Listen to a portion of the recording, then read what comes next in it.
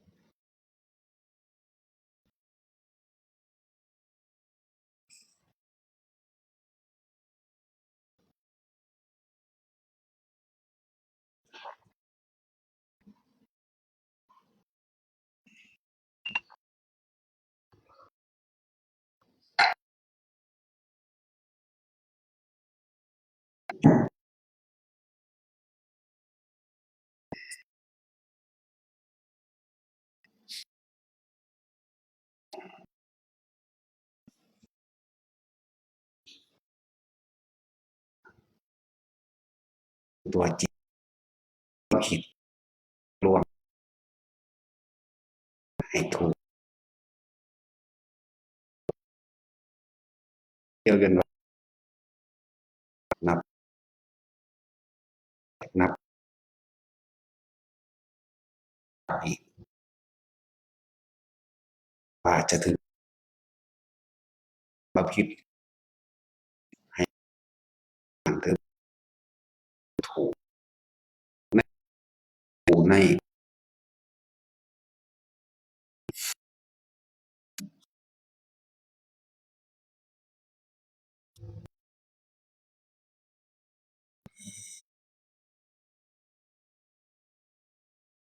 ทำปัญญาปัญทำให้มาก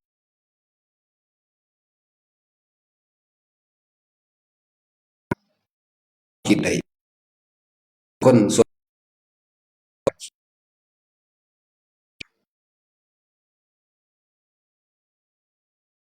ออกสุข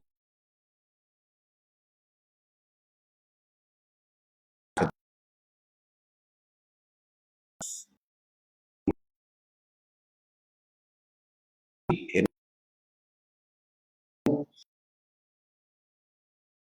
ของรู้นั่นเองภาวนา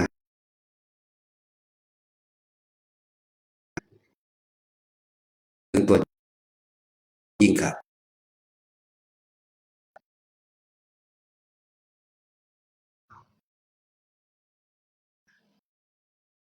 รู้โดยบริ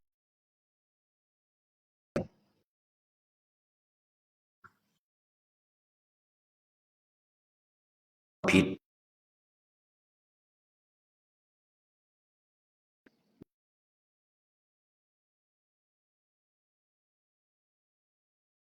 ถูกความ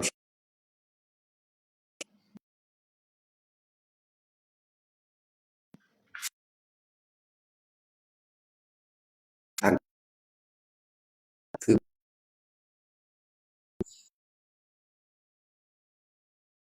มีจึงว่าต้นไม้ใจในใจต้องสึก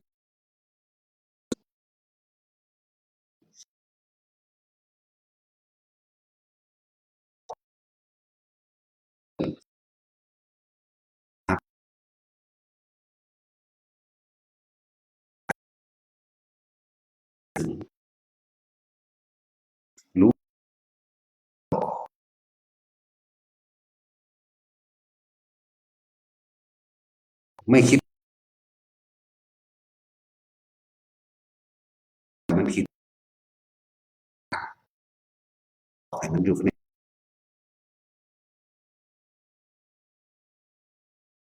เขาออกต่างที่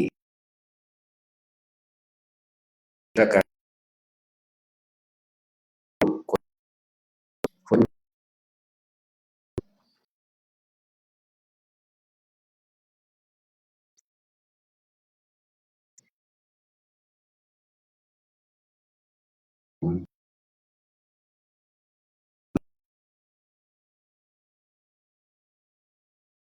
ตัวกับบลาแต่ว่า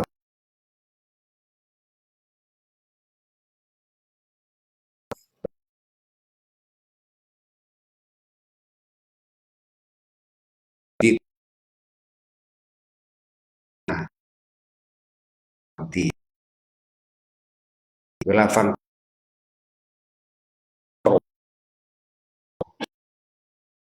ความคิดความคิดคือการร้องไห้หรือที่มันดีมันมันเลยเกิดอาการตัวนี้ออกมาเพอเลยมาใส่สื่อเห็นมันบาคณิกาปิติร้องไห้ภาษาหลวงเขาว่าร้องไห้แต่จริงบ่แม่นจิตมันสาบซึ้งมันเลยเปล่งความรู้สึกออกว่าจิตกับกายมันเนื่องกันอยู่ก็เลยต้องเป็นแบบนั้นปิติที่สามแต่ว่าในขณะปิติที่สองเนี่ยเขาก็เลยมีความคิดหลอกคือพยายามคุมบ่ให้มันหายจากอายคนนั่นเห็นบ่ล่ะเห็นบ่ล่ะจากอายคนกันไว้คุมมันไว้เฮาบ่รู้มันซื่อๆดอกปล่อยมันไปเอาความคิดไปพยายามคุมมันนี่แหละเอิ้นว่าความคิดหลอกคุมมันบ้าจากอายคนยันเขาว่าเป็นบ้าเห็นบ่อีหยังเป็นบ้ามันมาให้อีหยังอยู่นี่เห็นบ่นั่นแหละเลิกเกิดความกลัวกลัวยันผิดยันถูกก็ว่าอีกทั้งกลัวมันทั้งหยังมั่งแล้วความคิดหลอกเพราะว่าเฮามันชินแบบโลกๆมาอันว่าซั่นยันเขาว่าเป็นบ้านี่ก็คือชินยันเขาว่าเจ้าของบ่ดีนี่ก็คือชินกับความรู้สึกแบบนี้เราก็เลยถอนออกยากต่อมาปีติที่สามอาจจะผ่านมาบางที่ร่างกายมันก็โยกซ้ายโยกขวาแบบนี้แหละบางที่มันก็โยกหน้าโยกหลังที่ก็หมุนหนุบเนินเอากูคือเป็นท่านี้นั่นความคิดหลอกละมันบอกเขาบรูอยู่ซื่อๆไหมความคิดหลอกเด้คือเป็นแบบนี้เวทปีเรื่อยตู่เมื่อความคิดหลอกอีกเจนึงบางที่ก็เกิดความคนพองสยองก้าวแทรกซ้อนมาอีกเด้วื้อไปมาเลยความคิดก็หลอกซ้อนไปอีกเด้หลอกซ้อนไปอีกเว้ยเบิ่งผีบ่เนาะบาดนี้เนาะว่ะไปได้บาดไปแล้วนี่ปิติสามปิติสี่คือการเห็นความแสงสว่างเกิดขึ้นคำว่าแสงสว่างเกิดขึ้นนั่นคือเพิ่นแปลไว้หน้าเดียวนึงเด้จากว่าแสงสว่างได้เกิดขึ้นเป็นดุจดังสายฟ้าแลบนี่โอกันติกาปิติปิติที่สี่สื่อมันวางซั่นแต่ว่าในตัวนี้มันมากมายเดี๋ยวเอาอธิบายทีหลังตัวนี้สิมากมายความคิดสิหลอกเฮาเยอะแยะเลยตัวนี้ถูกหลอกมากที่สุดเอาปิติที่ห้าหลักมาสักก่อนนี่เรียงลำดับตามหลักสูตรซื่อๆเด้นี่เรียงลำดับตามตำราปิติที่ห้าคืออุพงคาปิติหมายถึงว่ามีความรู้สึกว่ากายนั้นลอยขึ้นหนึ่งลอยขึ้นทั้งกายสองมีความรู้สึกว่ากายนี้ยืดขึ้นทะลุสังกะสีทะลุกำแพงทะลุผนังถ้ำจนถึงชิฟ้าละรู้สึกว่าลอยขึ้นหรือบางครั้งรู้สึกว่าเบ่งขึ้นตึงปึ้งขึ้นอ้วนขึ้นนะแบบนั้นแล้วก็สิความคิดหลอกว่าความคิดสิหลอกเขาอีก คือเฮ็ดให้เฮาตกใจเพราะความคิดมันหลอกว่าลอยขึ้นจริงๆแล้วก็หลอกต่อซ้อนเข้าไปอีกถ้ามันลอยจริงๆคุณลงมาได้บ่ไปอีกแล้วมันสิไปตกไสบาดนี้ย้านไปอยู่ผู้เดียวมั่งย้านไปสารพัดนั่นแหละหลอกซ้อนหลอกหลายสัตว์เนาะความคิดหลอกที่มันอ้วนขึ้นมันเบ่งขึ้นเด้อึ้งลึงขึ้นเต็มห้องคนที่หลับตาส่วนมากมืนตาเบิ่งเลยเห็นบ่ความคิดหลอกให้มืนตาเบิ่งแล้วก็ตกใจตอนคือว่ามันเหมือนกับลอยขึ้นปึ๊บบัดหนึ่งนี่พวกหลับตาต้องคิดสิหลอกแบบนี้หลับตาเอามือมาคมไว้อย่าลอยขึ้นจริงๆนั่นเรียกว่าความคิดหลอกนั่นแหละนี่เป็นข่าวๆแต่ว่าตัวที่หลอกได้มากที่สุดในขณะที่จิตตั้งมั่นตั้งมั่นคืออยู่ในฐานที่ตั้งแห่งจิตที่เขาเอาความรู้สึกบางคนอยู่ในฐานที่ตั้งจิตโดยลมหายใจบางคนโดยอุณโลมเกิดขึ้นระหว่างกลางหน้าผากบางคนก็เคลื่อนไปตรงกลางหัวบางคนก็อยู่ระหว่างท้องกลางบาดนี้มันจะมีทั้งหลับตาและลืมตาเป็นอย่างขึ้นเน้นเฮ็ดสมาธิลืมตามื่นตาวันเน้นมื่นตาได้บ่ได้เน้นหลับตาแต่ว่าหลับตาก็มีอยู่ส่วนมากมันก็หลับเอาเองเวลามันตั้งมั่นเห็นบ่บัดนี้ที่แรกเขาก็มื่นตาเพื่อสิขจัดปิติคนลุกคนพองสยองก้าวเพื่อจะปิติเพื่อที่บ่ให้สงสัยในอาการโยกสั่นทรายเพื่อที่บ่ให้สงสัยในการน้ำตาไหลเพื่อที่บ่ให้สงสัยในแสงสว่างเกิดขึ้นเพราะเป็นปิติแล้วเพื่อที่ให้คลายความสงสัยในอุปงคาปิติคือลอยขึ้นหรือมันเบ่งขึ้นตามันเห็นมันบ่ลอยมันบ่เบ่งมันบ่ยืดมันบ่วูบมันบ่เห็นแสงวับๆแบบเห็นบ่อันนี้ส่วนมากถ้าเฮาจับจุดตัวนี้ได้แล้วทุกคนมาตั้งมั่นสมาธิแปลว่าจิตตั้งมั่นจิตกับผู้รู้กับจิตแต่ว่าเราถูกความคิดหลอกเข้าใจบ่นี่เป็นเดียวกันก็เลยมาตั้งความรู้สึกไว้นี่ใช่ป่ะตั้งความรู้สึกไว้นี่ปึ๊บเวลามันตั้งมั่นไปเรื่อยๆมันสิเคลิ้มไปทางหลับเคลิ้มไปทางหลับแต่ว่ารู้มีสติดีอยู่เด้แต่ว่าร่างกายมันหลับตาลงมันสิหลับเอาเองดอกเป็นเอาเองบัดนี้สิถูกหลอกมากที่สุดคือการเห็นจากว่าคือการเห็นบ่แม่นแค่ว่าแสงสว่างเป็นดุจดั่งสายฟ้าแลบเด้นี่เว้าโดยตำราแต่ว่ามันมีเกินนั้นเว้าด้วยประสบการณ์ของแต่ละคนหรือตัวเฮาเองเนี่ยเป็นหลักอยู่แล้วบางทีแสงมาจากไกลๆวุบเข้าหน้าเฮาจังซี่ก็มีที่แรกน้อยๆมีมาเลยใหญ่ขึ้นนี่คือวุบใส่เฮาความคิดมันสิหลอกเฮาว่าบางทีลบเองโดยอัตโนมัติเพราะว่าเฮาบ่ทันความคิดมันเร็วอย่าพอหลับตาหลับตาจังซี่ทันทีเลยเด้มึงตาเบิ่งเขาเว้าแล้วความคิดก็สิหลอกความคิดซ้อนกันเข้าไปอีกอย่าพอเกิดขึ้นจากหยังโอ้ยจังซั่นสิเอาอยู่ผู้เดียวนั่นแหละคิดอยู่ผู้เดียวนั่นนี่คือความคิดหลอกโดยบ่ทันความคิดเด้อบางทีแสงสว่างว้าบไปเลยแจ้งเบิดวาบขึ้นที่แรกเป็นเหมือนลูกกลมๆวาบขึ้นมาแจ้งปานดวงอาทิตย์ก็มีบัดนี้เฮาสิมื่นตาเบิ่งนะเร็วบ่ล่ะความคิดหลอกให้มื่นตาเบิ่งว่าจริงหรือบ่จริงบางทีคนที่นั่งอยู่ในห้องมืดหลับตามันสิเป็นคือเปิดไฟเด้มันสิแกล้งทั่วห้องแจ้งทั่วห้องเลยทั้งๆที่ข้างหลังเฮาบ่ได้เหลียวเบิ่งจังซี่แต่ว่าก็รู้ว่าแจ้งทั่วห้องเข้าใจบ่ล่ะแล้วก็มื่นตาเบิ่งนั่นความคิดหลอกอีกเจอมากที่สุดคำพวกนี้พวกนิมิตต่างๆเรื่องนิมิตก็ว่านะนิมิตตัวนี้อยู่ในหมวดของโอกันติกาปิติแสงสว่างได้เกิดขึ้นแต่เพิ่นแปลหน้าเดียวจังบ่ล่ะนั่นแหละหลอกให้เฮาออกจากความตั้งมั่นเข้าใจบ่นี่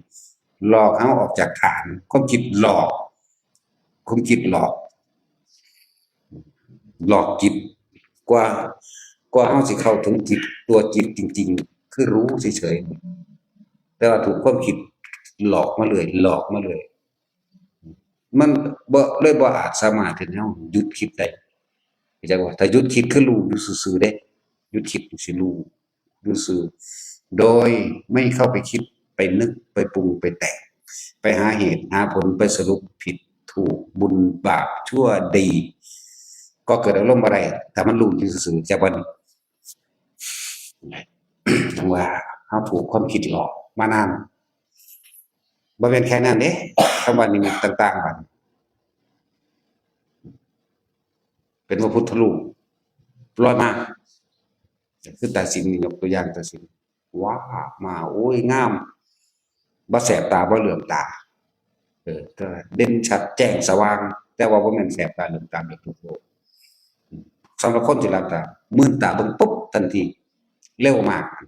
นี่ก็คือความคิดหลอกคำว่าหลอกนี่หลอกบ่ให้จิตตั้งมั่นอยากบอกหลอกให้ออกไปคิดหาความหมายหาว่าจริงหรือเท็จผิดหรือถูกบุญหรือบาปอะไรแบบนี้หลอกแบบนี้เพราะเราเคยชินในผิดในถูกในจริงในบ่จริงมื่นตาก็เป็นเด้แต่ว่าหน่อยนักหน่อยหนาอยู่ดอกมื่นตาเป็นเห็นนะเข้าใจบ่ล่ะแต่นี่เว้าประเภทว่าหลับตาบัดนี้พวกมื่นตาก็สร้างก็ให้ใส่ความหมายเดียวกันเด้อพวกลืมตาทำลืมตาเห็นลืมตารู้นี่เข้าใจบ่ล่ะก็ใส่หลักเดียวกันคืออย่าไปคิดอย่าไปนึกอย่าไปคิดนึกหาความผิดหาความถูกอย่าไปยืนยันอย่าไปตัดสินอย่าไปบุญอย่าไปบาปอย่าไปผิดอย่าไปถูกอย่าไปหาเหตุผลเราใส่ความคิดเห็นตัวเองรองรับหรือความคิดเห็นส่วนมากที่มารองรับในสิ่งที่ตัวเขาเข้าไปรู้แต่ว่าเขาถูกเข้าใจบ่เนี่ยรู้เฉยๆเห็นเฉยๆแต่ว่าเขาถูกอย่างสิ่งที่เขาจดจำเอาไว้ไปรองรับว่าผิดว่าถูกตำราว่าแบบนี้ผิดแบบนี้ถูกอาจารย์นั้นพูดแบบนี้แบบนั้นผิดถูกมันบ่ละบาดจังซั่นมันบ่แม่นแค่นั้นนะส่วนมากเฮาสิปล่อยความคิดปล่อยความคิดปล่อยความรู้ปล่อยความเห็นต่างๆไปตามเรื่องราวต่างๆที่นิมิตมันเกิดเข้าใจบ่นี่เป็นเรื่องเป็นราวลบราค่าฟันก็มีสวยงามก็มีกลิ่นเหม็นก็มีกลิ่นหอมก็มีเสียงก็มีอยู่ในหมวดเดียวกันเด้ออย่าลืมคำว่านิมิตอยู่ในหมวดเดียวกันนิมิตคือสิ่งที่ปรากฏโดยรูปภาพบุคคลสัตว์สิ่งของปรากฏโดยกลิ่นปรากฏโดยเสียงเข้าใจบ่ล่ะเนี่ยปรากฏสิ่งที่ปรากฏขึ้นก็ว่าสิ่งที่กระทบเห็นก็ว่าถ้ารู้มันก็เห็นโดยตานั่นแหละโดยความชินของโลกว่ามันก็ได้โดยเสียงก็ด้วยหูรู้ด้วยหูรู้ด้วยตารู้ด้วยจมูกรู้ด้วยลิ้นรู้ด้วยสัมผัสทางกายสัมผัสทางกายกับปิติมีโยกมีสันมีขนลุกนั่นล่ะถ้าเฮาเมื่อจิตไม่คิดไม่นึกเพียงแค่รู้อยู่เฉยๆจิตเป็นแค่คำสมมุตินึงได้ป่ะคำว่าผู้รู้ก็เป็นแค่คำสมมุติเองจิตก็ไม่ใช่จิตผู้รู้ก็ไม่มีแต่รู้อยู่อย่างนั้นรู้โดยว่าเขาไปคิดแทรกอย่างกับมันพอไปคิดหาผลสรุปบ่ต้องไปคิดหาเรื่องศาสตร์นั้นศาสตร์นี้ร้อยศาสตร์พันศาสตร์เกิดเป็นนั่นตายเป็นนี่บ่ต้องไปคิดคนนั้นเคยเป็นนั่นคนนี้เคยเป็นนี่อันนั้นอันนี้บ่ต้องอยากว่ามันสิบ่มีอิหยังเกิดขึ้นได้สิบ่มีอิหยังเกิดบ่มีอิหยังดับเพราะความคิดไม่ไปปรุงแต่งในสิ่งที่เห็นโดยตาบ่แม่นแค่ว่าตาเนื้อเดี๋ยวนี้แม้กระทั่งตาในนั่นแหละที่ผมเปรียบเทียบให้ฟังตาในนั่นแหละเป็นเรื่องเป็นราวส่วนมากเฮาสิปล่อยจิตปล่อยความคิดปล่อยจิตไปรู้ แล้วก็คิดนึกปรุงแต่งไปเสียกจากไปกับสิ่งที่รู้ที่เห็นที่ได้ยินได้ฟังเด้เป็นเรื่องราวต่างๆเป็นเอ้าจุฬามณีโอ้ยสวยงามแบบนั้นแบบนี้มีพระตั้งอยู่หันพระตั้งอยู่นี่องค์นั้นองค์นี้มีเทวดาเต็มแล้วก็เขาจะไหลหรือหลงไหลไปนำไปพรหมโลกสันนั้นสันนี้แบบนี้นี่โอ้ยทุสะเจดีย์แบบนั้นแล้วก็ไปสร้างเมืองในบ้านขึ้นเราเองพอเข้าใจบ้างล่ะสิไปสร้างขึ้นเพราะว่าอย่างเพราะได้ยินได้ฟังได้จดจำมาบางที่เขาก็สร้างเป็นรูปภาพมากเขาจะว่านี่เขาจะสร้างเป็นเมืองนิพพานเป็นเมืองนิพพานสิมีไสสุดแบบนี้แบบนี้เอิ้นว่าวิสุทธิเทพวิสุทธิเทวามันเอาไปจำแล้วมันเอาไปสร้างเข้าใจบ่นั่นแหละมันเอาไปจำแล้วเอาตัวนี้มาเป็นตัวตัดสินผิดถูกสุขทุกข์อย่าว่าล่ะสร้างขึ้นมานั้นมันเป็นเขาจะพูดถึงว่ามันเป็นกุศโลบายของเพิ่นซื่อๆอย่าว่าความจริงบ่มีแบบนั้นดอกบ่เป็นแบบนั้นแต่ว่าก็ยังว่าเฮาก็บ่ได้ยืนยันตัดสินจริงหรือจริงผิดหรือถูกหรอกเพียงแต่ว่าใส่สมมุติว่าความจริงไม่ใช่อย่างนั้นซื่อๆอันนี้เว้าโดยนี่แต่ว่าบ่ยืนยันตัดสินผิดถูกของไผเด้อจิตที่ไม่คิดไม่นึกย่อมก่อเกิดความรู้สึกขึ้นไม่ได้จากสิ่งที่ตาเห็นหูได้ยินจมูกได้กลิ่นลิ้นได้รสกายสัมผัสจิตก็ไม่ใช่จิตมีแต่รู้ว่างแบบนั้นไม่มีเกิดไม่มีดับไม่มีผิดไม่มีถูกไม่มีบุญไม่มีบาปไม่มีอะไรทั้งนั้นบ่มีอย่างจักอย่างเลยจะบอกให้ไม่มีพระพุทธไม่มีพระธรรมไม่มีพระสงฆ์ไม่มีอะไรเลยไม่มีผู้รู้แต่รู้มีกับคำสมมุตินี่แต่แบบนี้ดับอย่างยิ่งดับสัญญากว่าเดี๋ยวว่าสัญญาเบที่จะที่ลดดับสัญญาคือไม่คิดนึกปรุงแต่งจากสิ่งที่เกิดขึ้นเข้าใจบ่ล่ะดับสัญญากว่าถ้ามันบ่คิดบ่นึกมันก็ดับสัญญาทั้งตัวเพราะว่าทุกคนที่มันคิดมันนึกมันก็คิดนึกออกจากความจำเก่าๆความรู้สึกเก่าๆความเห็นเก่าๆเห็นบ่เห็นว่าผิดเห็นว่าถูกรู้สึกว่าสุขรู้สึกว่าทุกข์นะว่าซั่นแต่ว่านี่ถ้าไม่คิดไม่นึกความรู้สึกเกิดขึ้นไม่ได้เกิดพอใจแล้วบ่ให้เกิดบ่ได้ดับเบิดล่ะสักแต่ว่าซื่อๆได้บัดนี้นี่ก็เป็นคำสมมุติอีกบ่มีฮอดคำว่าสักแต่ว่าเข้าใจบ่ล่ะบ่มีเลยอยู่ซั่นแหละอธิบายยากแต่ก็ต้องอาศัยอักขระและภาษาสื่อสารเพื่อให้เกิดความเข้าใจซื่อๆความจำต่างๆนานาสารพัดกับความจริงมันจึงต่างกันมากคนเฮาส่วนมากก็เอาตำราและอาจารย์มาเป็นเครื่องยืนยันจริงและผิดนะบ่เอาตำราและอาจารย์นั่นแหละเอาความจำนั่นแหละเอาสัญญานั่นแหละเอาผิดนั่นแหละเอาถูกนั่นแหละเอายึดมั่นถือมั่นเรียกว่าเมื่อยึดมั่นถือมั่นก็เกิดการถกเถียงตัวนั่นบ่ล่ะผู้เข้าถึงตัวจิตจริงๆรู้เฉยๆรู้ก็ไม่ใช่รู้เดว่าธรรมดาแต่ว่าต้องอาศัยคำพูดมาสื่อสารให้รู้สื่อเด้เขาบ่เถียงเด้แล้วเขาก็บ่ตัดสินไปให้พอเป็นธรรมดาและกว่าจะเข้าถึงตัวจิตเราถูกความคิดหลอกลวงมาตลอดกับตลอดกันนานนับอสงไขยประมาณไม่ได้เพราะสัญญาเห็นบ่ล่ะสัญญาจึงเป็นของที่ละเอียด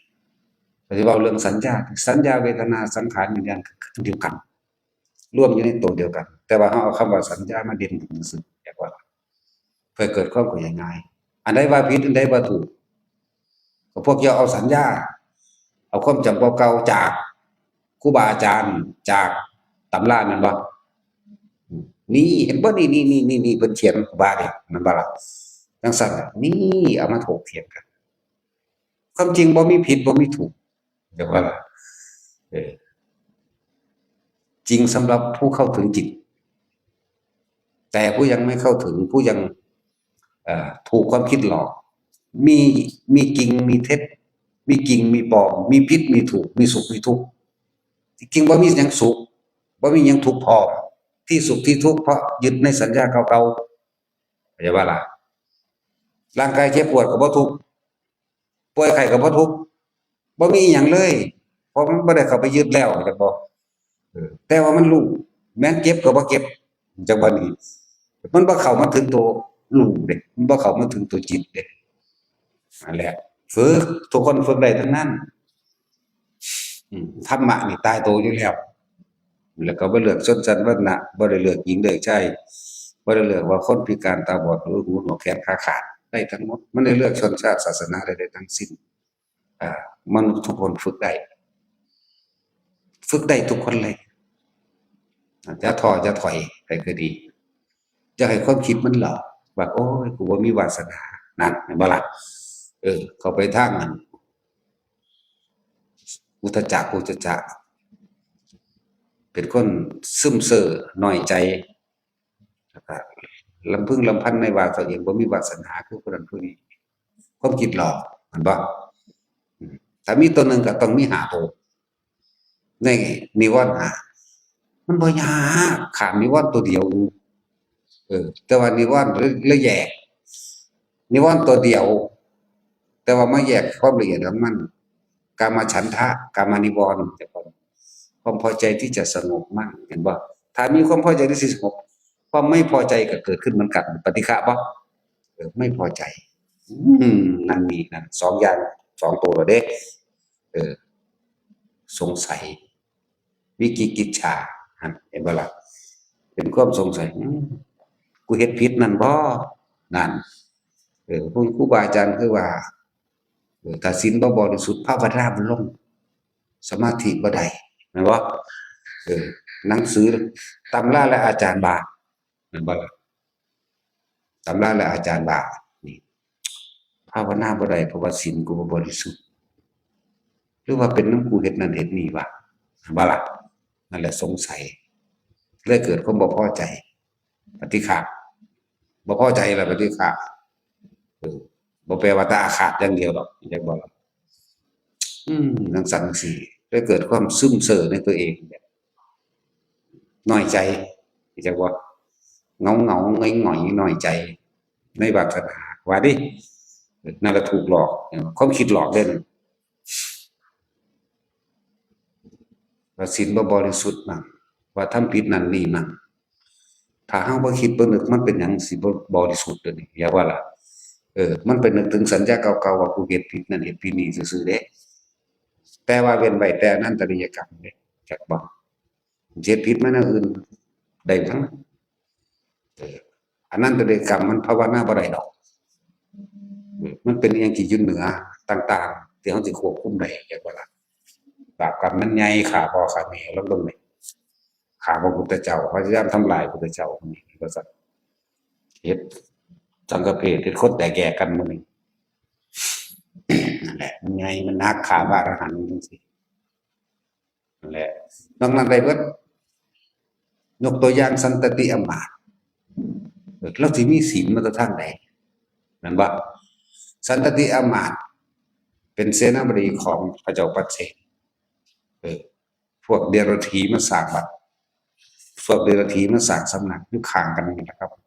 วัดเชตวันจักว่าล่ะก็ว่าข้างเขามันติดกันดอกระหว่างกันนั่นแหละเข้าใจบ่ล่ะเพิ่นสิแข่งกันนั่นแหละพุทธเจ้าเว้าต่างๆนานาสารพัดให้ฟังในความเป็นอันตรายต่อไปเขาสิบ่ได้ยึดแค่นี้มหาบพิตรเห็นแก่ลาภสักการะเห็นแก่ทอง5เหลี่ยม5เหลี่ยมเกียรตินี่เห็นแก่เงินเห็นแก่ม้าเห็นแก่ช้างเห็นแค่สิ่งเหล่านี้เขาเอาสิ่งเหล่านี้มาล่อไว้กับความโลภของตนเองเขาสิยึดเอาลูกเอาเมียบ่ว่าแต่แค่นั้นเขาสิยึดเอาหมดแม้กระทั่งสิบ่มีแผ่นดินที่จังเห็นก็ไปเว้าเรื่องราวต่างๆให้สันตติอมาตย์ฟังเลยยกให้สันตติอมาตย์ว่าท่านมีวิธีใดจัดการให้จัดการซะสิ้นซากมันบ่สันตติอมาตย์ก็พากำลังพลไปฆ่าตายเพิ่นฉลองชัยชนะพระราชากับประธานนั่งในวังในอายุ16 ปีสันตติอมาตย์40 กว่าปี กำลังแห้งเลยตอนนั้นอันบลา40 กว่าปี42 43 ปีอย่าง43 ปีจักหอดอายุคนนี้อย่าง43 ปีเมียเราก็มีตั้งหลายคนแต่ว่าอยากได้สิไปได้คนในบ้านที่จักว่าล่ะพระราชาประทานให้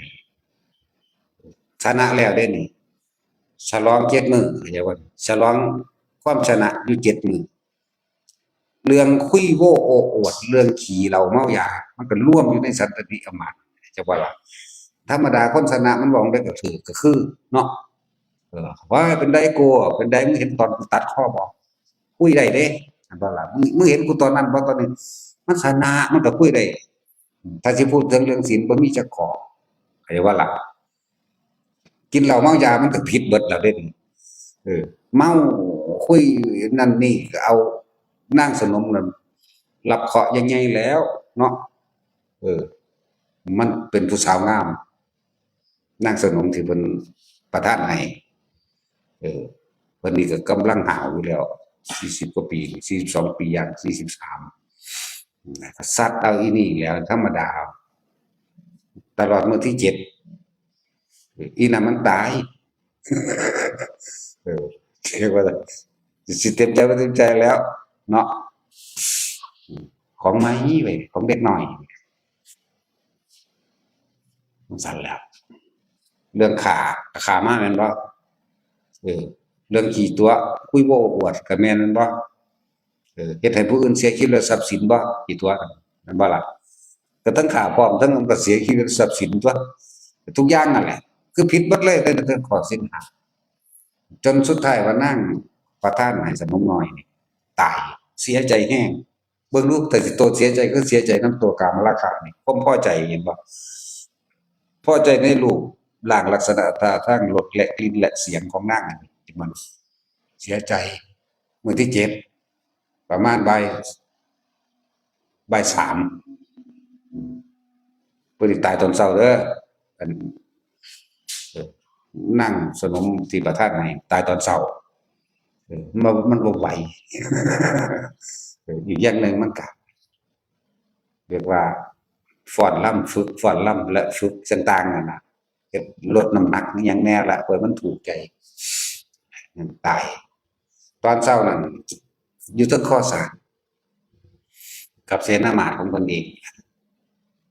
ยังเมาใส่ละเงงอยู่เดะนั่นเอียงคอกระเทเลอยู่พุทธเจ้าก็พามันไปบิณฑบาตแต่ว่ายกมือขึ้นเดะยกมือขึ้นทำความเคารพพระพุทธเจ้าแต่ว่าเอียงละเงงอยู่เทิงคอสานนายคนสร้างดึงไว้อยู่จังซี่นายคนสร้างดึงไว้เพิ่นไหว้พระพุทธเจ้าเพิ่นสิตกสร้างเขาได้ดึงไว้นั่นแหละเขาดึงไว้ก็ผ่านไปฮู้ว่าคนนี้ตายให้เสียใจลำพึงลำพันถึงรูปรสกลิ่นเสียงอันนั้นแหละบ่จักว่าผู้ใดปลอบใจแล้วก็แล้วผู้ใดวางได้ก็บ่อยู่พระราชาก็บอกกูจะเอาผู้ใหม่ให้ดอกมันบ่ถูกใจคือผู้นี้ติอย่าว่าจั่งซั้นแหล้วนี่พูดถึงว่าบ่มีศีลจักนิดนี่บ่นี่สุดท้ายแล้วคิดถึงพระพุทธเจ้าที่เบิดคนสิปลอบพระราชาก็จักว่ากูสิสูญใส่ซะน้อยก็เลยเสยไปเรียกว่าแล่นไปหาพระพุทธเจ้าในช่วงตอนเช้านั้นก็คือพระพุทธเจ้ายิ้มธรรมดาเพิ่นบ่มีเหตุเพิ่นบ่ยิ้มง่ายๆเด้ก็บ่แม่นหน้าบึ้งดอกว่าคันบ่แม่นหน้าบึ้งแต่ละมื้อแต่ละเว้นบ่แม่นว่าเพิ่นสิหน้าบึ้งบูดอยู่จั่งซั้นบ่แม่นแบบนั้นพระพุทธเจ้าเพิ่นยิ้มคันไปยิ้มของเพิ่นก็ยิ้มมีเล็ดในแล้วยิ้มชวนให้ถามพระอนุก็เลยถามพระองค์เห็นเหตุอันใดพระเจ้าค่ะมื้อนี้สันตติอมาตย์สิบรรลุอรหันต์ว่าซั่นไผสิไปเชื่อเนาะพุ่นอยู่เทิงก่อสร้างสะเลงเงงพุ่นเขาก็ดึงไว้อยู่ยันตกสร้างตายจั่งซั้นล่ะไผสิไปเงิดไผสิไปเชื่อมันก็เป็นตาเงิดนั่นนะเป็นไปบ่ได้ดอกนั่นนะพระอานนท์คิดนั่นแหละบ่ายสามสิแล่นออกไปหาพระพุทธเจ้าพุทธเจ้าเทศนา4คำบรรลุอรหันต์แล้วมีศีลมาจากไสเห็นบ่ล่ะเพราะว่าเราบ่ใคร่ครวญคำนึงคิดถึง สิ่งที่ล่วงมาแล้วสัญญาอดีตเข้าใจบ่ล่ะเพราะลาเราบ่ไปได้คิดถึงขั้นนั้นเลยตอนในขณะนั้นจิตเราจ่อตั้งมั่นอยู่กับคำสอนพระพุทธเจ้าอืมอดีตเป็นสิ่งที่ผ่านมาแล้วบ่อาจสามารถจะไปแก้ไขหรือนำคืนกลับมาได้ดังใดเป็นหยังก็บ่ทำใจอยู่ในปัจจุบันรู้สึกในปัจจุบันให้ได้สัตว์โลกทั้งหลายที่สิเกิดแล้วบ่ตายบ่มีแม่นบ่แม่นน่ะเพิ่นบ่ตอบดอกคำเว้านั่นน่ะที่จริงเพิ่นอยู่ทางในเพิ่นรู้แล้วเพิ่นตอบด้วยทางในเพิ่นเองสุดท้ายแล้วมีผู้ฆ่าก็ตายบ่ฆ่าก็ตายเพราะร่างกายสังขารของต่างๆล้วนแล้วแต่เป็นของเกิดของดับเพียงเท่านั้นครับแม่นบ่ก็เพิ่นก็แม่นในใจเพิ่นเองสร้างเมาสุดท้ายแล้วมันก็บรรลุอรหันต์เมื่อบรรลุอรหันต์มันก็ขอลาเลยลาพระพุทธเจ้าเลยเด้ว่าฆราวาสบรรลุอรหันต์ก็ตายมื้อนั้นตายมื้อนั้นพุทธเจ้าก็บอกให้เอาไปเผาแล้วเอากระดูกมาคือเอากระดูกน่ะมาเป็นพยานให้ว่า กระดูกเป็นพระธาตุนะลักษณะนั้นมียกตัวอย่างอุปโลกขึ้นมาหรืออุปมาอุปไมยให้นัยยะให้ขอคิดพวกเจ้า แต่ละคนว่าสิ่งใดที่มันผ่านไปเลยลงไปแล้วอย่านำมันมาคิดให้เป็นผู้มีสติรู้ในปัจจุบันณครั้งในขณะนี้อดีตถูกละไปแล้วสัญญาดับไปแล้วเห็นบ่ล่ะเป็นหยังเฮาคือบ่ทำความรู้สึกตัวอยู่ในปัจจุบันเป็นหยังเฮาจังคิดถึงเรื่องเก่าๆอดีตมายืนยันมาตัดสินมาผิดมาถูกอะไรบ้างนั่นแหละข้ามนิวรณ์ตัวเดียวทำให้จิตตั้งมั่นโดยไม่ต้องไปสงสัยอะไรทั้งนั้นบ่ต้องไปถามหาว่านี่คืออะไรนั่นคืออะไรอันนั้นผิดหรืออันนี้ถูกมันผิดมันถูกเพราะว่าเราคิดถึง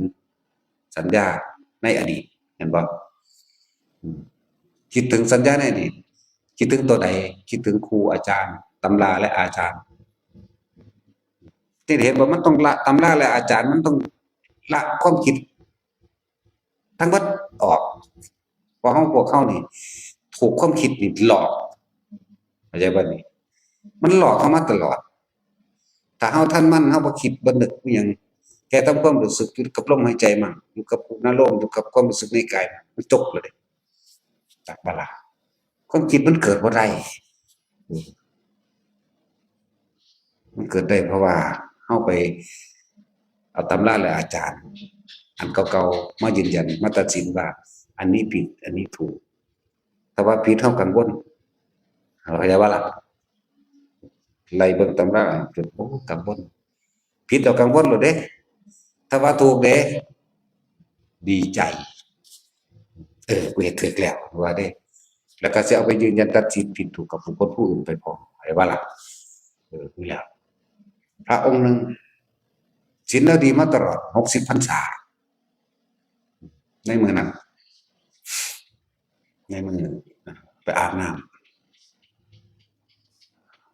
มันสิมีเรือมาเนี่ยเรือเพิ่นก็เล่นคลื่นน้ำอย่างเรือแล่นนะเล่นคลื่นน้ำบัดอาบน้ำแล้วมันมีแหนคนพวกนี้สิรู้จักบ่เด้อแหนยาวๆดอกแหนเพิ่นก็จักบ่แหนยาวๆติดมานำไรตกใจว่าตัวเองพลาดของเกี่ยวถ้าจับทิ่มแล้วโดยบ่ได้คิดมันสิมีหยังเกิดขึ้นได้เลยอย่าว่าล่ะแหน่ถ้ามีแหนโอ้ยกูเป็นอาบัติอาบัติอยู่ไสอาบัติอยู่ในตำราและอาจารย์บอกภิกษุพระของเกี่ยวเป็นอาบัติเข้าใจบ่ล่ะถ้าบ่คิดมันสิมีหยังเกิดขึ้นได้เลยกังวลใจฟ้าวไปแสดงอาบัติเด้อย่าว่าล่ะฟ้าวแล่นไปความคิดกังวลบ่กังวลบ่ตัวเองบ่อันตีนไปของหยากมาฟาดพื้นตายซ้ำไปเกิดเป็นจระเข้นั่นซั่นแหล้วความกังวลจักอีแขว่าซั่นนี่จักแขว่าโคโคไดล์แปลว่าอีแค่นะนั่นแล้วเท่าเดียวนี้เพราะมันธรรมดาเด้กับภิกษุอีกองค์หนึ่งเมื่อนั้นสิได้ข้ามเรือใส่เรือข้ามฟากไปลง ปาฏิโมกข์อะไรบ้าล่ะเออเอาตีนไปต้วยลงน้ำทีเดียวนั่นแล้วมันถือเท่า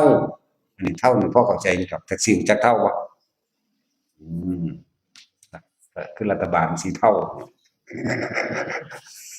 นั่นแหละมันก็มีมนทินอันตัวมันเท่าหรอกบ่ล่ะฝ้าวไปลงอุโบสถ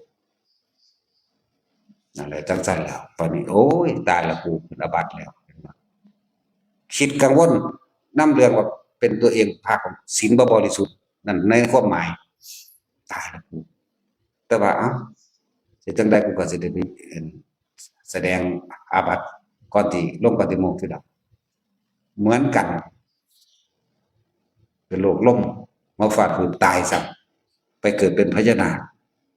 หรือเท่าเดิมอีกแล้วทีนี้เราเรื่องพุ่นเด้สมัยพระพุทธเจ้ากัสสปะอันนี้เรื่องนาคกับเรื่องอีแขนี่ก็อย่าว่านี่บ่แม่นเรื่องของโคดมนั่นแหละจังซี่ก็มีฉะนั้นพวกเขาจงละนิวรณ์ตัวเดียวเพื่อจะให้จิตตั้งมั่นเออคำว่าความลังเลสงสัยอันนั้นแหละความคิดหลอกอย่าว่าล่ะสงสัยว่านี่ผิดสงสัยว่านี่ถูกสงสัยว่านี่จริงสงสัยว่านี่ปลอมความสงสัยจริงปลอมผิดถูกล้วนแล้วมาจากสัญญาตำราและอาจารย์ต่างๆใช่ปะถ้าเราเป็นผู้รู้ปัจจุบันขณะอยู่ตรงหน้าจิตไม่คิดไม่นึกจิตคือรู้แต่ความคิดไม่นึกในสิ่งที่ตาเห็นหูได้ยินจมูกได้กลิ่นลิ้นได้รสกายกระทบสัมผัสร้อนหรือหนาวมันก็รู้บ่แม่นว่าอุ้ยหนาวแม่งแท้เข้าใจว่าล่ะถ้าหนาวแม่มึงแท้บ่พอใจแม่นบ่โอ้ร้อนแม่มึงแท้ก็บ่พอใจแม่นบ่นั่นแหละร้อนมาจากไสร้อนมาจากสัญญาหนาวมาจากสัญญาเรื่องเก่าๆทั้งนั้นเลยร้อนก็รู้แหมหนาวก็รู้แหมคือว่าคิดนึกปรุงแต่งนะนี่คือสัมผัสทางกายอย่างนี้สัมผัสทางตาเด้เห็นก็เห็นซื่อๆนี่แหละโดยบ่ไปคิดเป็นว่าสวยว่างามอะไรแบบนี้ว่าแก่ว่าชราสวยงามบ่มีแก่ไม่มีชราไม่มีสัตว์ไม่มีคนไม่มีว่าหญิงไม่มีชายไม่มีหญิงไม่มีชายไม่มีไม่มีหญิงไม่มีชายบ่มีสัตว์บ่มีบุคคลบ่มีสิ่งของใดๆทั้งสิ้นแต่เห็นเข้าใจบ่มันสิมีหยังได้ล่ะมันบ่คิดแต่ว่าแท็กซี่บ่มีบ่มีโตบ่มีตนไม่มีเขาไม่มีเราตัวกูของกูไม่มีมันเลยสักแต่ว่าเห็นได้ยินก็เหมือนกันเด้อเขาจะเว้าเรื่องใดก็ช่างเขาจะคุยกันสนทนากันเรื่องใดก็ช่างแต่เราไม่เอาตำราและอาจารย์หรือสัญญาเก่าๆเข้าไปคุยกับเขาแม้ปากไม่ได้คุยเข้าใจว่านี่แต่ความคิดไปแทรกนำเขานี่เพราะนั้นบ่ผิดเพราะนั้นบ่ถูกตำราว่าอาจารย์ว่าเข้าใจบ่ล่ะสักแต่ว่าได้ยินเฉยๆนี่บ่ได้ดอกเขาบอกจั่งใดก็รู้นั่นล่ะแต่ว่าในรู้นั้นบ่ผิดบ่ถูกเสียเพราะว่าเราบ่เข้าไปยืนยันตัดสินนั่นแล้วบ่เข้าไปยืนยันบ่เข้าไปตัดสินมันจึงไม่มีผิดไม่มีถูกกลิ่นก็เหมือนกันเหม็นก็รู้เหม็นโลดเหม็นหยังน้อนั่นไปแล้วเห็นบ่ล่ะเหม็นหยังน้อหาเด้หาอุ้ยขี้คากเน่านั่นรู้แล้วก็ได้หยังรู้ว่าขี้คากเน่าก็ได้หยังเป็นหยังโดยวนี้นั่นแหละจะบอกว่าทุกคนถูกความคิดหลอกกว่าจะเข้าถึงตัวจิตกว่าจะเข้าถึงคำว่ารู้เฉยๆความคิดนี่หลอกเข้ามาหลายครั้งแล้วเหม็นขี้คากเน่าเหม็นขี้เกียจเน่าขี้กกเน่าเหม็นหมาเน่านั่นคือไปเห็นต้นตอมันว่าอ๋อหมาเน่าใช่ว่าล่ะรู้เราได้หยังก็ดีแต่พวกเจ้าถูกความคิดหลอกไปแล้วพบเกิดแล้วใช่ว่าหลอกมันบ่พอใจกันหาเนาะเนื้อเหม็นๆเนี่ยหาเด้เนาะตัดสินจังซั่นแหล้วเนื้อเหม็นๆหาขนาด นั่นแหละความคิดหลอกละอารมณ์เกิดละพบเกิดละตายในระหว่างนั้นไปตามนั้นแหละไปตามความรู้สึกที่พอใจหรือบ่พอใจนั่นเองเรียกว่าเราไปเกิดใหม่นะรูปรสกลิ่นเสียงก็เหมือนกันเสียงที่บ่มีเจ้าของเสียงแต่เสียงคนบอกกันทั้งหูทั้งเห็นเขาบอกเลยมันแต่ว่าเขาก็บ่ตัดสินเรียกว่าล่ะคือบ่ผิดบ่ถูกเขาบ่เอาตำราและอาจารย์เอาสัญญามาผิดมาถูก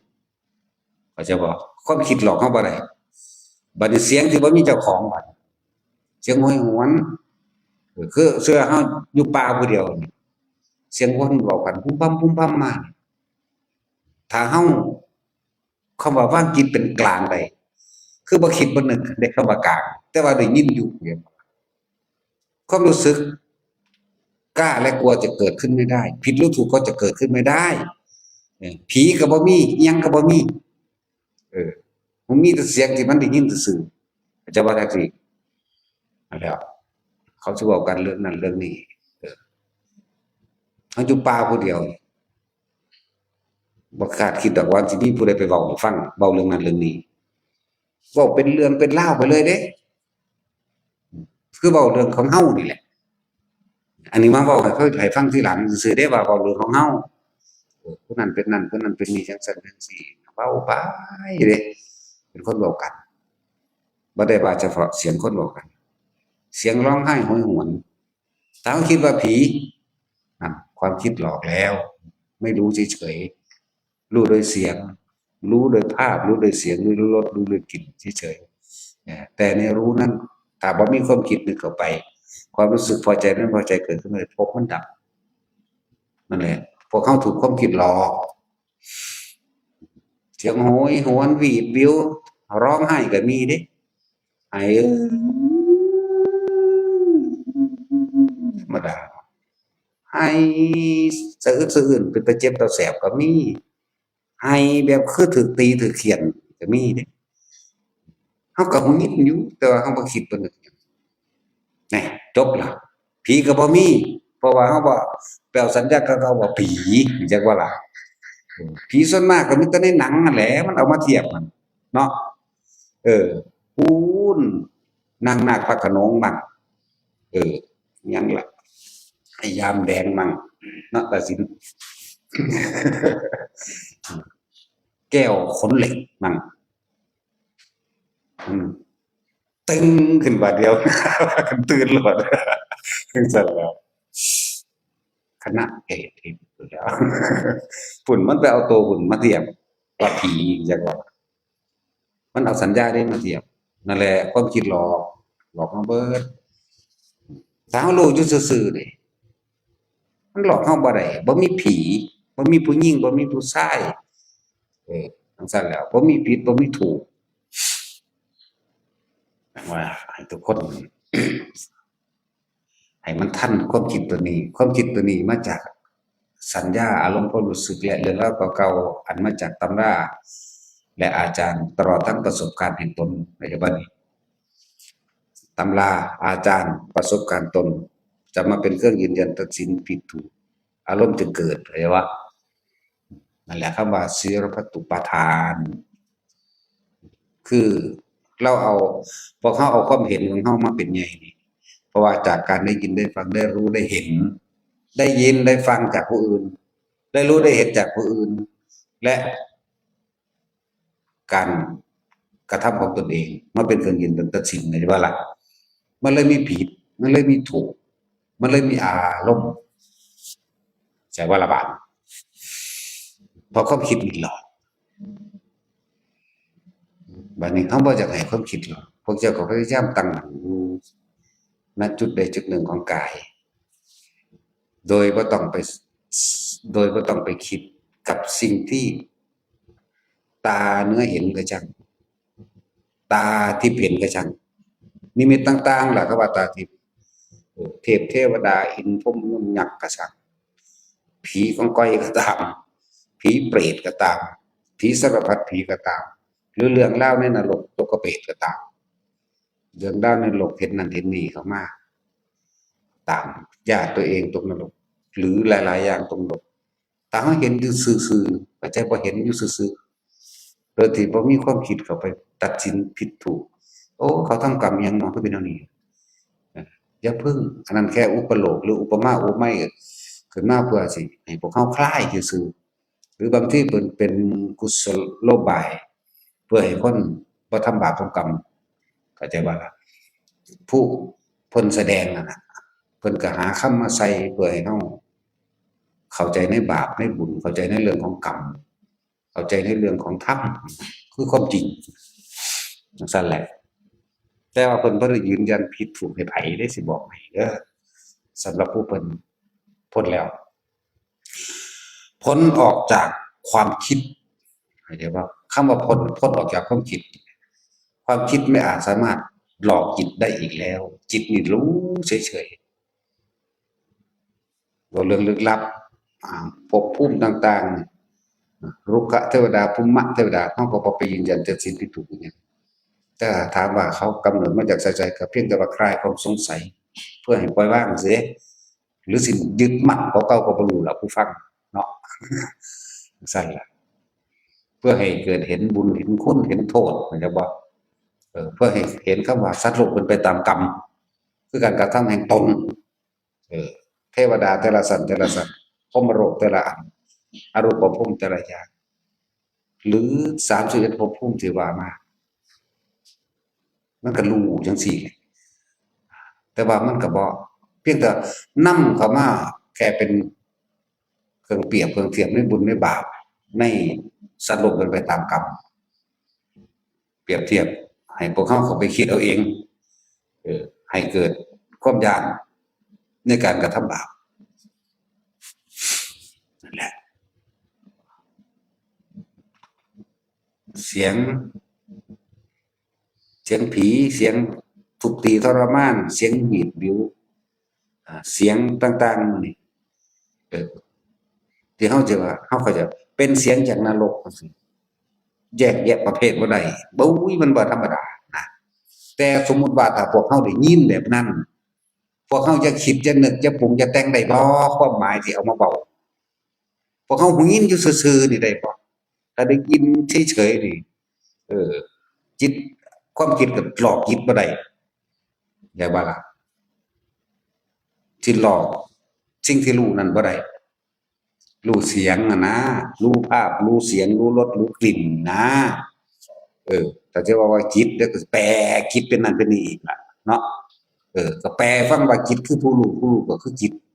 แต่ว่าถูกความคิดหลอกลวงเข้าไปให้เกิดความยึดมั่นถือมั่นจึงผิดจึงถูกความคิดนี้เอามายืนยันตัดสินผิดถูกเอามาจากสัญญาบ่ล่ะ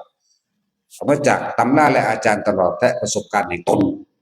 มายืนยันตัดสินผิดถูกนะสำหรับผู้เข้าถึงความเป็นธรรมนี่คือบ่แม่นธรรมเด้จะว่าแต่ว่าใช้ภาษาว่าธรรมแล้วก็มันเลยผิดเลยถูกมันบ่มีธรรมมันเลยไปแล้วแต่ว่าธรรมจักว่าล่ะนั่นแหละมันเลยไปแล้วล่ะได้กลิ่นเหม็นหอมหยังก็แล้วแต่ไม่คิดไม่นึกเข้าใจบ่นี่ความคิดนั้นหลอกสิ่งที่รู้ไม่ได้รู้หยังรู้กลิ่นรู้เสียงแหมเสียงหยังก็แล้วแต่ถ้าเฮาบ่คิดบ่นึกแทรกแซงไปหาเหตุไปหาผลไปหาผิดไปหาถูกความรู้สึกพอใจไม่พอใจเกิดบ่ได้พบเกิดบ่ได้เหมือนกันพบเกิดบ่ได้มันบ่มารับรู้ความรู้สึกวิญญาณดับนะวิญญาณก็ตัวรับรู้ความรู้สึกนั่นแหละพอใจบ่พอใจนั่นแหละถ้าเฮาบ่แปลไปหลายกว่านี้แค่ว่ามันก็รู้อยู่ซื่อๆเลยความคิดหลอกบ่ได้หลอกไปว่าผิดว่าถูกบ่ได้ส่วนมากว่าเฮาสิเอาความเห็นเจ้าของเด้เป็นใหญ่เป็นใหญ่ว่าผิดว่าถูกเพราะจากการได้ยินได้ฟังนี่เห็นบ่จากการได้ยินได้ฟังจากตำราและอาจารย์หรือประสบการณ์ตัวเองนี่แหละจะบอกว่าความจำกับความจริงมันต่างกันมากแม้กระทั่งประสบการณ์จริงของตนแท้ๆนี่ยังบ่เอามายืนยันตัดสินผิดถูกกับไผแม้ความจริงที่เราเข้าไปรู้ไปเห็นเฮาก็บ่ยึดได้บ่นี่ไม่ยึดมั่นถือมั่นเลย นั่นแหละแม้สิ่งที่ประสบการณ์เขาก็เป็นรูปจริงๆเห็นจริงๆเป็นมาจริงๆนั่นแหละแต่เขาก็บอกเอามายืนยันตัดสินแต่ว่าล่ะมีแต่แค่เปรียบเทียบให้พวกเขาคิดเอาเองแล้วแต่แสดงว่าอะไรว่าพวกเขานั่นนะจงตั้งมันอยู่ในฐานที่ตั้งให้จิตแห่งตนฐานหนึ่งล่มอุณโลมหัวนี่จริงกันเดียวกันเบิดนั่นแหละว่าต้องแยกว่าต้องแยกมันพอบางคนมันบ่ขึ้นอยู่กับลมเลยก็อยู่เข้าใจบ่ล่ะก็รู้สึกด้วยลมก็คือรู้ลมก็หรือรู้สึกทางกายอุณโลมมั่งนิ่มนวลบนหัวมั่งหรือระหว่างท่ามกลางรู้แบบโล่งๆรู้แบบว่างๆรู้แบบโปร่งๆแต่ว่าเอาความรู้สึกทางกายรู้มาเป็นเครื่องยืนยันตัวเองว่าเราไม่ส่งจิตออกนอกคือบ่ไหลความคิดหลอกเข้าบ่ได้เขาบ่ไปคิดจากสิ่งที่ตาเห็นหูได้ยินจมูกได้กลิ่นเขาบ่ไปคิดความคิดจึงหลอกไม่ได้มันจึงบ่มีความผิดมันจึงไม่มีความถูกมันจึงไม่มีบุญไม่มีบาปมันจึงไม่มีตัวกูและของกูมันจึงไม่มีหญิงไม่มีชายไม่มีสัตว์ไม่มีบุคคลไม่มีสิ่งของไม่มีเราเขาเมื่อไหร่ที่เราไม่มีความคิดเขาจะว่านี่เข้าไปในสิ่งที่ตาเห็นหูได้ยินจมูกได้กลิ่นลิ้นได้รสกายสัมผัสเมื่อนั้นเราก็ไม่มีจะว่าอะไรไม่มีทั้งในโลกนี้และไม่มีในโลกหน้าและไม่มีในที่ตรัสอนดับเป็นนิพพานแต่นิพพานกับบ่มีนี่เดี๋ยวสิบอกให้เออแต่กับนิพพานเรียกว่าอะไรหยุดคิดได้มันกับนิพพานก็นี่แหละถือว่าหยุดคิดเรียกว่าอะไรอสังขตธรรมไม่คิดปรุงแต่งในสิ่งทั้งหลายทั้งปวงที่ตาหูจมูกลิ้นกายรูปรสกลิ่นเสียงกระทบสัมผัสแค่รู้จิตไม่คิดไม่นึกความรู้สึกพอใจไม่พอใจเกิดขึ้นไม่ได้จึงบอกว่าความคิดนั้นหลอกสิ่งที่รู้ไม่ได้เพราะว่าเฮาบ่ไปปรุงแต่งในผิดในถูกไม่พอใจไม่พอใจในสุขในทุกข์เกิดขึ้นไม่ได้ใช่ปะล่ะมันจังว่าให้ทุกคนฝึกให้จิตตั้งมั่นฝึกใช้ความรู้สึกตั้งมั่นอยู่ณจุดเดียวแล้วก็บ่ให้หวั่นไหวไปสร้างสิ่งที่โลกธรรมมากระทบถ้าจิตไม่หวั่นไหวไม่หวั่นไหวคือไม่คิดไม่นึกเมื่อไม่คิดไม่นึกความรู้สึกพอใจไม่พอใจผิดถูกเกิดขึ้นไม่ได้ก็จะว่าละพบดับเออพบดับอย่างไรทุกคนฝึกได้เกิดความค่อยชินได้ชินกับความรู้สึกตัวเฉยๆตามที่ตาก็เห็นเลยว่าหูก็ได้ยินจมูกก็ได้กินลิ้นก็อารมณ์ความรู้สึกเก่าๆเห็นเนาะ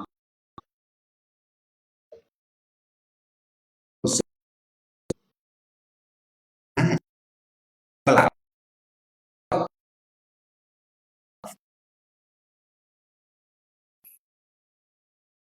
เบิดกันตาย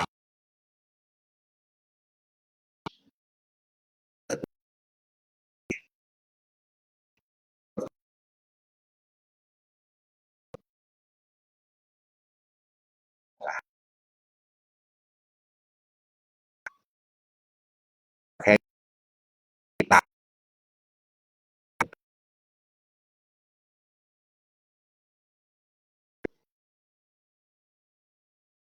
ตายเรียน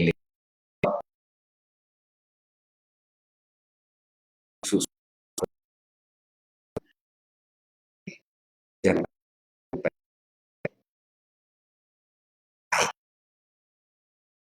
เป็นไป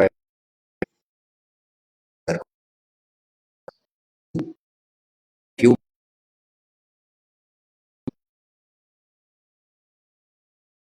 เห็นแค่เสียบนี่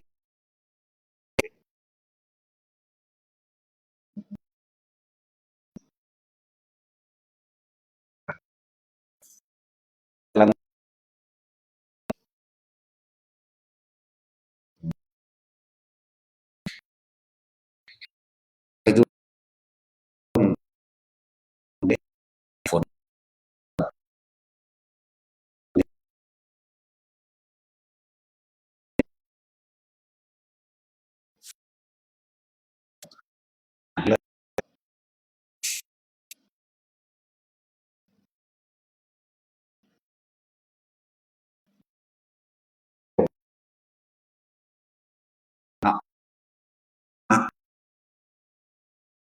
เจ้าก็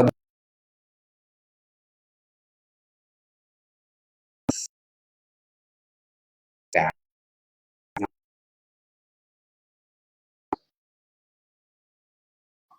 ปัดเอาอย่างนี้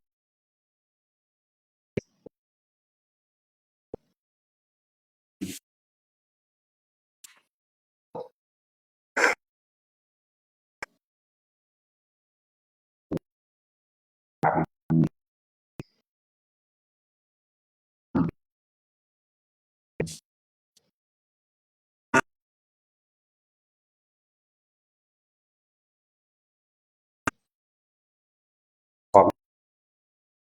เรา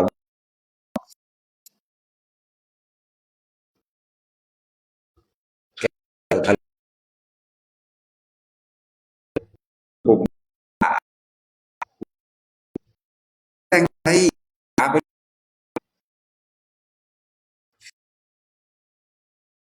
ไป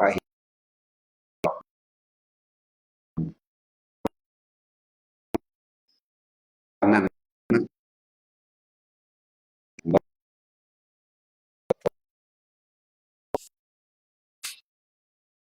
ได้เลย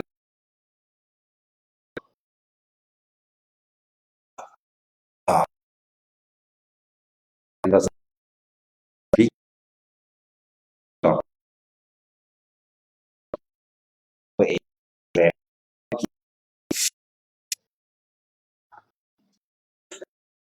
ทุกคนของมันละ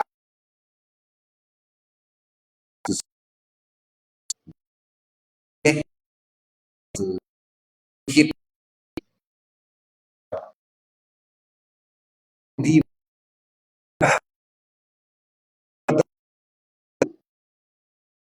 มัน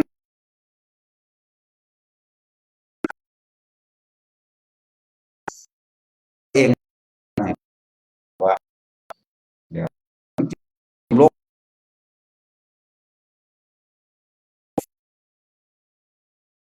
ที่ว่าเหมือน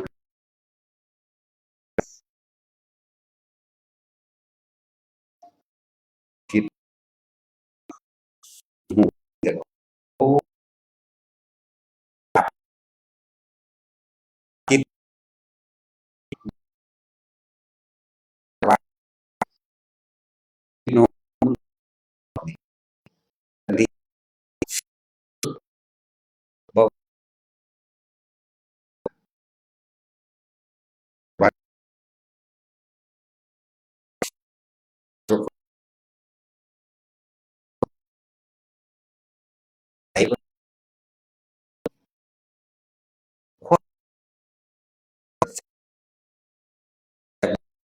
เยาว่าเออมัน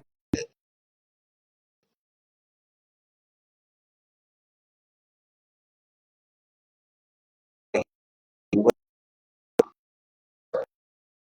เขาสิรับไม่ถูกเพราะไปคิดนี่เดินนี่ก็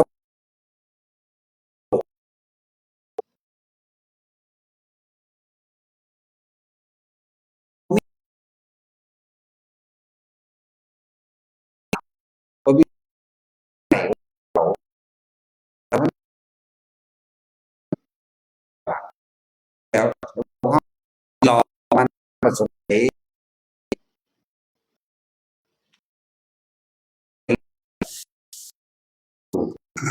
ว่า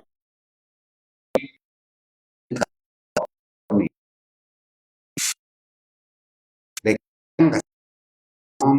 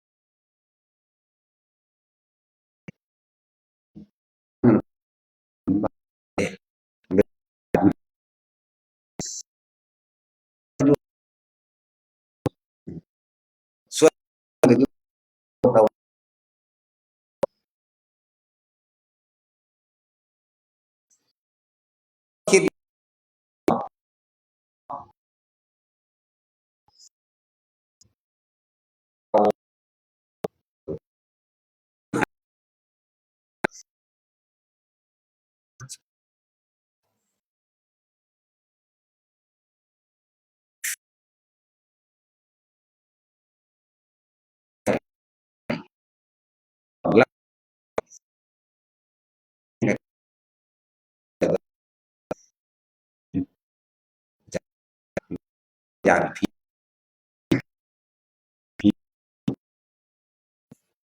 ไม่น่าเฮ้ยขนาดกลางเว้นก็ยังเอาคืนเนาะสัตว์ไปเทยางบอกที่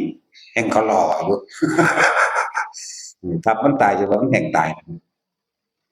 หัวได้บัดหัวอยู่ผู้เดียวแต่ว่าบ่ยอมบอกไปเด้โอ้ถ้าผู้ใดรู้กูคือสิอยากอายเลยว่าพระกรรมฐานเรียกว่ากลัวผีกิ้งเหลนถ้ากรรมฐานย่านผีกิ้งเหลนเด้อหังสัตว์ถ้าเหม็นก็รู้ซื่อๆโดยบ่ได้ไปหาคิดบัดนี้เราเห็นความจริงแล้วว่าเป็นอันที่ตายคลอเน่าจนว่าแห้งเบิดแล้วกลิ่นมันก็เริ่มออกไปทางสาบเริ่มสิเบิดกลิ่นแบบเหม็นหืนๆแล้วจักว่าล่ะจักฮู้จักแหน่ก็ได้หยังจากสิ่งที่ฮู้จักว่าโอ้มันเหม็นจากอันนี้นี่ตะกี้ไปหาตู่แต่ว่าผีเนาะรู้จักซะแล้วผีกิ้งเหลน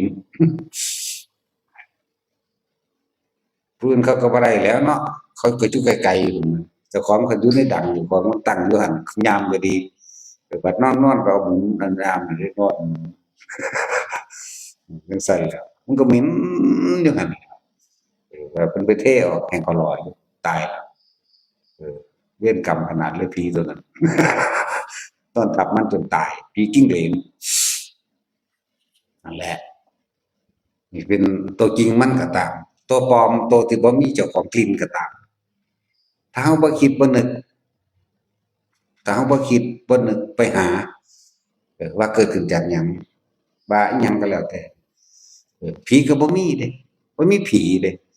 ผีอยู่ในความจำเฮาแม่นบ่เหม็นก็อยู่ในความจำเฮาคือกันนั่นแหละมันจึงถูกความคิดหลอกปรุงแต่งแสวงหาต้นเหตุแล้วสิไปสรุปผลว่าคือหยังแต่เพิ่นสรุปเลยผีแม่นบ่ล่ะผีก็เลยมีกูก็เลยมีเขาก็เลยมีเราก็เลยมีนั่นแหละมีอันใดอันหนึ่งมีทั้งเบิดนั่นแหละในรูปรสได้กลิ่นได้เสียงสัมผัสถ้าจิตคิดนึกความรู้สึกเกิดนะความรู้สึกคือเวทนาเกิดละพอใจไม่พอใจเกิดพบเกิดตายตอนใดก็ช่างในขณะที่มีความรู้สึกพอใจหรือพอใจกับเรื่องใดก็ช่างเกิดเหมือนเดิมอย่าบอกเพราะว่าเขาถูกความคิดหลอกอันใดที่ตาเห็นหูได้ยินจมูกได้กลิ่นลิ้นได้รสกายสัมผัสรู้สึกร้อนหรือหนาวก็ตามแต่ความคิดถ้าบ่ไปนึกคิดปรุงแต่งอันใดเกิดขึ้นเลยมันจะหลอกเขาได้บ่มันก็รู้ซื่อๆตัวย่างไปเหยียบหนังตึ๊บเข้าไปเก็บถอดออกบ่ได้ไปคิดเป็นนึกแม่มึงเอ้ยบ่ได้เอามาใส่ไว้ว่าเด้บ่ได้สูญให้หนามเด้มันก็รู้สึกเกิดบ่ได้เลยมันพอใจแล้วบ่จะเกิดบ่ได้ซั่นแหละมันคือเจ็บทั้งกายก็ดี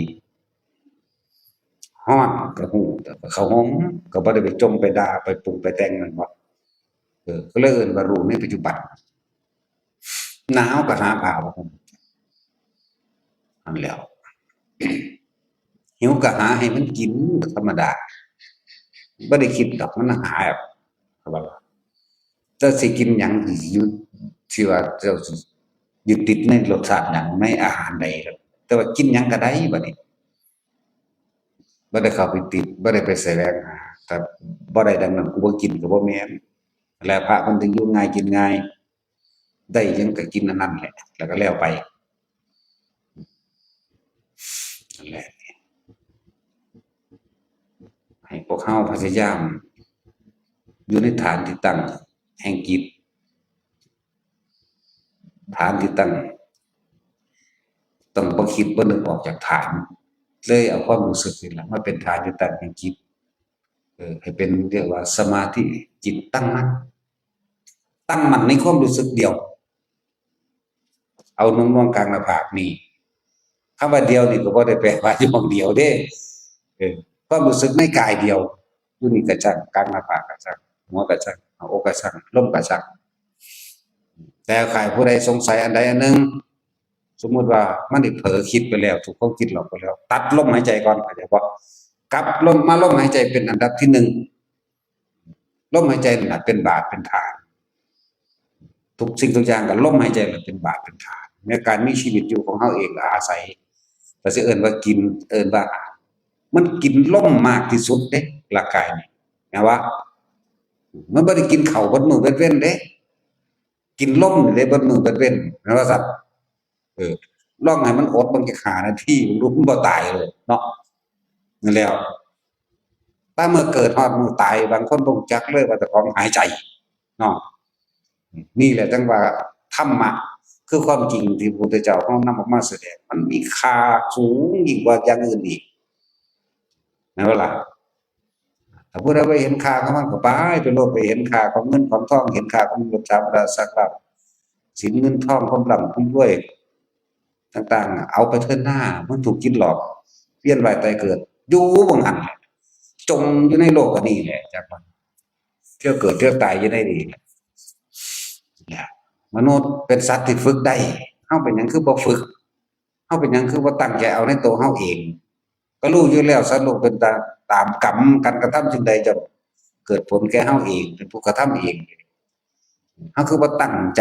กระทำกรรมฐานอันนี้อยู่ในฐานที่ตั้งจิตให้มันเกิดเป็นสมาธิเมื่อให้มันตั้งมั่นถ้ามันตั้งมั่นก็เพื่อสิสังเกตความคิดเจ้าของนี่บ่ให้ความคิดหลอกอีกต่อไปผู้สิตั้งมั่นอยู่กลางหัวกลางหน้าผากนี่ผู้สิตั้งมั่นอยู่ในลมหายใจนี่คือตั้งมั่นอยู่ท่ามกลางอกนี่แล้วแต่มันสิไปอยู่หม้องใดอยากว่าความรู้สึกนั่นเอิ้นว่าจิตหนึ่งก็ใช่เอิ้นว่ารู้ก็ใช่แต่รู้สึกนี่แหละโดยไม่ให้ความคิดหลอกไปได้ความรู้สึกจึงมาเกิดขึ้นในความพอใจและไม่พอใจเกิดขึ้นไม่ได้ครับรูปรสกลิ่นเสียงสัมผัสกระทบทางกายอารมณ์ความรู้สึกพอใจมันจะเกิดมันก็ได้ผมมันก็ดับรู้ก็รู้อยู่ก็เลยเอาตัวรู้สึกตัวมาอ้างไว้จากบ้านและเฮ็ดไปเรื่อย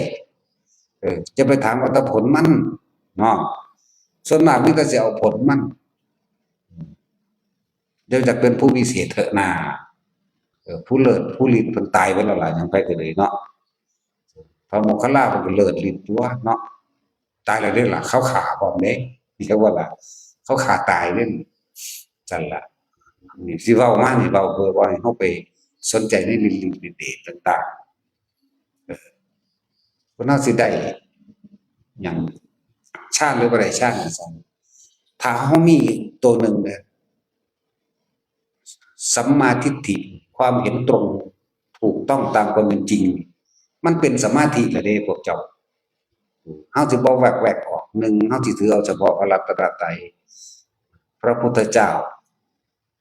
แล้วก็พระธรรมที่พระพุทธเจ้านำมาแสดงเชื่อกรรมเชื่อผลของกรรมตามความเป็นจริงนั่นน่ะพระสงฆ์ก็เฮาเองนี่แหละจักว่าล่ะนั่นแหละสัมมาทิฏฐิคือเห็นตามความเป็นจริงได้แล้วสัมมาสังกัปโปนี่มีความดำริตามความเป็นจริงคือคิดในขณะที่ตายเห็นหูได้ยินในปัจจุบันไม่ใช่บ่อันไหนที่ไม่จริงเฮาก็ปัดออกเข้ามาคุยให้เฮาเรื่องดวงดีจังซั่นดวงดีแบบนี้ไปดูดวงบ่ไปสะเดาะเคราะห์บ่เฮาบ่สนใจความคิดเฮามันสิปัดออกทันทีอยากบ่เฮาสิเชื่อว่าการกระทำของตนเท่านั้นเนี่ยแล้วเฮาก็ถือเอาเฉพาะคำสอนพระพุทธเจ้าเรียนว่าเอาธรรมเป็นใหญ่ไปเลยเอาความจริงเป็นใหญ่ไปเลยนั่นแหละสัมมาวาจากัมมันโตอาชีโวสัมมาสติเข้าใจว่าสติมันก็พิจารณาแล้วไตร่ตรองในความผิดความถูกในความเป็นจริงหรือบ่จริงนั่นแหละบัดใดสุดท้ายเป็นสัมมาสมาธิเองจิตตั้งมั่นเองนั่นแล้วก็ว่าการที่ว่าได้เข้าถึงความจริงมันมีตั้งหลายอย่างแสดงธรรมคนที่บ่ทันได้บรรลุธรรมแต่ว่าเพิ่นเป็นผู้มีความจำพระไตรปิฎกหลายๆแสดงไปแสดงมาบรรลุอรหันต์เลยก็มีนี่บรรลุด้วยการแสดงธรรมบรรลุด้วยการฟังธรรมนี่ฟังอยู่เดียวนี้ก็มีบรรลุด้วยความเห็นตรงนี่อธิบายอยู่เมื่อกี้นี่ความเห็นตรงทิฏฐิถูกต้องตามความเป็นจริงกับสิ่งที่พระพุทธเจ้าสอนกับความจริงอย่างว่ามันไม่สงสัยอย่าว่าล่ะว่ามันบ่สงสัยมันบ่ความคิดบ่ไปหาผิดหาถูกอีหยังกับมันเพราะมันบ่สงสัยแล้ว ชัดลงไปตามกรรมปุ๊บนี่มันบ่สงสัยอีกแล้วมันบ่คิดอหยังไปมากมันก็เป็นสัมมาสมาธิเข้าใจบ่ล่ะนี่เป็นสัมมาสมาธิมันก็เป็นสัมมาญาณก็เป็นสัมมาวิมุตติตัวว่าล่ะจักบ่ล่ะพูดแล้วธรรมดามันก็บรรลุของมันเอาเองแต่จิตเฮาบ่คิดบ่นึกคำตอบมันมีแล้วจากพระธรรมคำสอนที่พระเจ้าเรียงไว้มันเลยบ่คิดอีกแต่ดำเนินชีวิตไปโดยพึ่งตนพึ่งความจริงพึ่งตนพึ่งธรรมความเห็นอันอื่นๆที่เกี่ยวกับสะเดาะเคราะห์เกี่ยวกับเชื่อแนวอื่นบ่มีเลยแล้วว่าพวกเฮาเฮ็ดไปเถอะแม่นว่ากูคือบ่เห็นหยังคือเขาบ่ต้องไปอยากเห็นไอ้พวกเห็นแล้วประสาทหลายมันยากนำพวกเห็นนั่นแหละเข้าใจบ่ล่ะ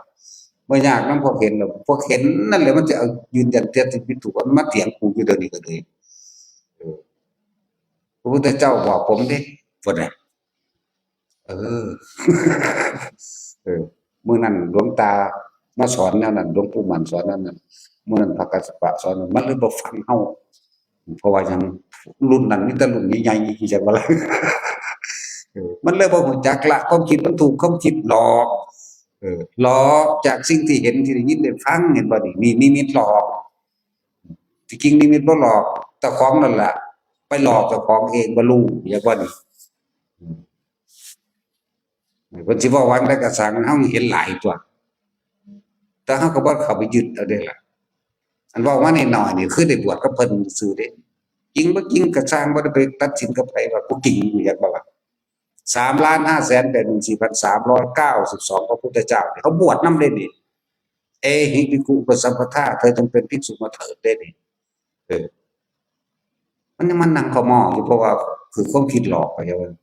จักนั่งเข้าหม้อว่าเดี๋ยวนี้นี่นั่งเข้าหม้อว่าเดี๋ยวนี้ล่ะจักหน่อยสูงขึ้นแล้วดังขึ้นหายคนเดียวบัดนี้โอ้ยพวกบ่มีสมองหายแล้วพวกเฮานั่นน่ะต้องทำจิตนี่ตั้งมั่นให้ได้อยู่ในฐานนี่ตั้งให้จิต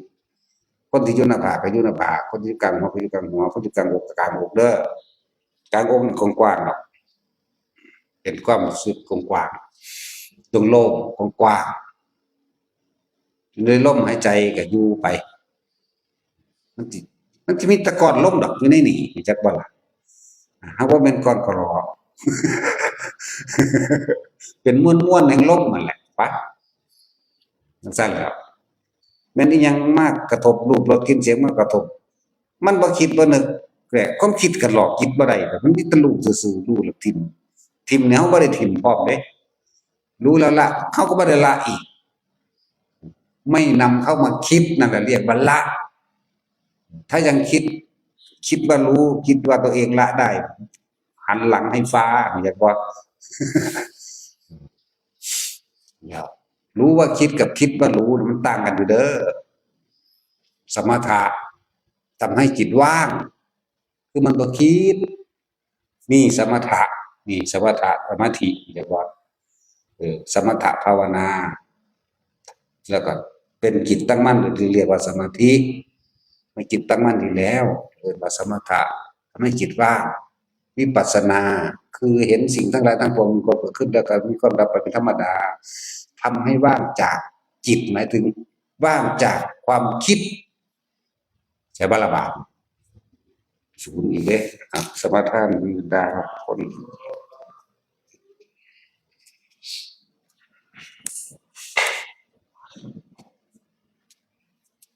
นะโมตัสสะภะคะวะโตอะระหะโตสัมมาสัมพุทธัสสะ